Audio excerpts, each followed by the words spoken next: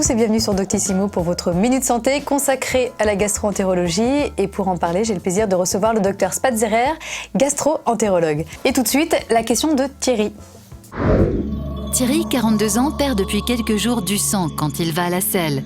Cela est-il dû à une hémorroïde ?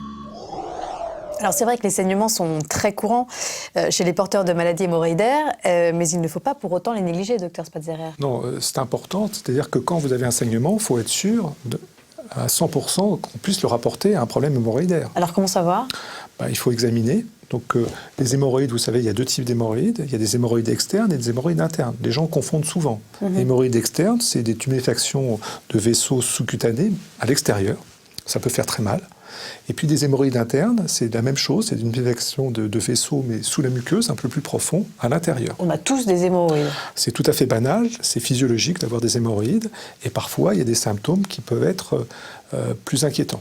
Comme par exemple ? Comme le saignement ou des douleurs. D'accord. Alors pourquoi justement ces hémorroïdes vont-elles se mettre à saigner ou vont-elles commencer à faire mal ? Alors il y a différents mécanismes. Quand il y a l'alimentation, quand vous mangez trop épicé, trop vinaigré, trop poivré, l'altitude, beaucoup les voyages, mais surtout la constipation.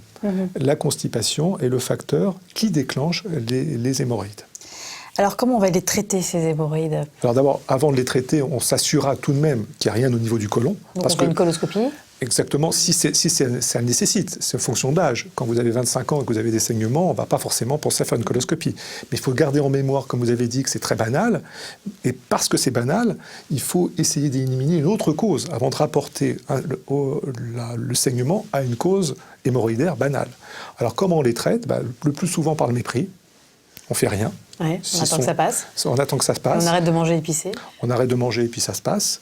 Ou alors on traite la constipation. Avec les moyens usuels, c'est-à-dire les règles d'hygiène, l'activité physique et éventuellement des médicaments.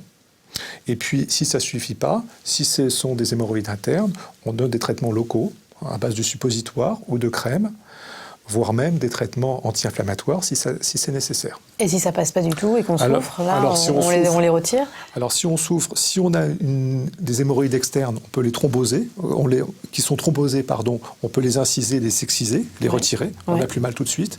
Si ce sont des hémorroïdes internes qui saignent, on peut les ligaturer ou mettre de l'infrarouge pour arrêter le saignement. Et si ça ne marche vraiment pas, on peut opérer. Voilà Thierry, pas d'affolement, mais vous connaissez l'adage, mieux vaut prévenir que guérir, donc n'hésitez pas à aller consulter un spécialiste. Merci Dr Spatzerer.